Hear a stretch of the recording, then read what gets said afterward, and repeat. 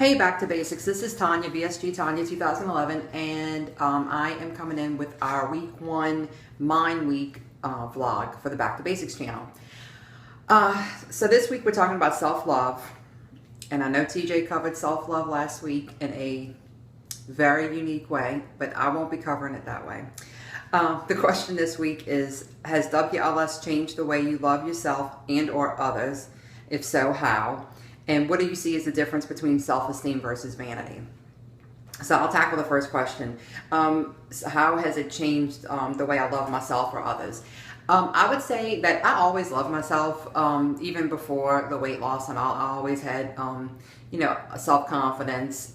Maybe not always totally in my appearance, but I always was very confident in who I was and myself as a person. I think the thing that has changed the most in how I love myself is I was brought up in an Italian household. My grandmother moved in with us when I was 3, and Italian grandmothers love you with food, as I'm sure a lot of other ethnic groups do too. And it's hard to break that cycle of loving people with food. Either bringing food home or cooking 3 awesome meals a day and your favorite foods. And I try very hard not to love my children and my family with food. Sometimes I win that battle and sometimes I don't. I don't really love myself with food anymore, other than feeding myself healthy foods. But I still have a tendency to want to bring home like M&Ms to my husband because that's his favorite, or certain treats for my kids because it's their favorite.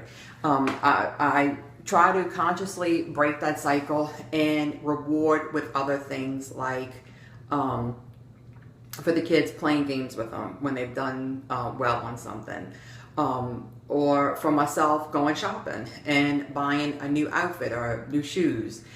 Something like that. The other way I try and love myself is through my fitness. Fitness has become a really important part of my life now, and I'm always trying to come up with new challenges to keep it interesting, because I am really basically a walker, but I try and do different strength challenges. Right now I'm doing a push-up and plank challenge, signed up for the half marathons. That's the way I reward and love myself now, is by trying to be the healthiest me that I can be. Of course, food is always going to be somewhere, in our self-love, but it needs to be in a healthy way. We always talk about like the 80-20 rule. Like 80% of the time you're making the best food choices and the best ways to love your body. And then 20% you might be a little off plan, and that's okay as long as it stays balanced. So that's what my take on how I love myself now. That's different than it was. I certainly would not have chosen fitness challenges as a way to show self-love, way back before surgery.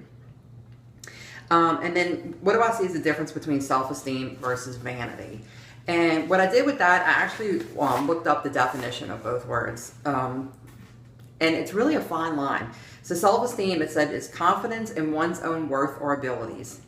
And in vanity is excessive pride or admiration of one's own appearance or achievements. And I think when a lot of us start out on this journey, we don't have a huge self-esteem. We don't have much faith in ourselves. I know for myself, I didn't believe that the surgery would really work for me until I was probably 80% through losing my weight. I always felt like I was going to be a failure at some point. And then at some point you finally realize, oh my God, this is really going to work for me. And you start building up the confidence, which builds up your self-esteem. And then you can cross over into vanity, because you can take excessive pride or admiration in your own achievements and your own appearance. But what I'll say about vanity, to a certain extent, I think we should be a little bit vain, because it makes us appreciate how far we've come and those achievements that we have successfully achieved. It's when it starts to break down our own personality and our relationships with others to make other people feel bad in order to make us feel better. That's when it's not good.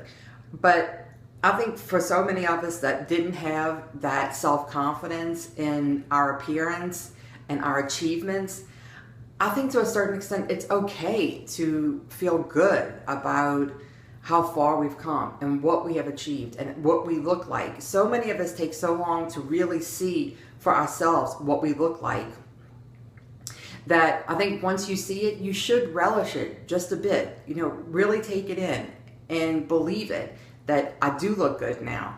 I have achieved a lot. I do have a lot to be proud of. So I think it's really a balancing act between self-esteem and vanity. And I guess staying self-aware is the best thing. If you feel like you're hurting somebody, to make yourself feel better.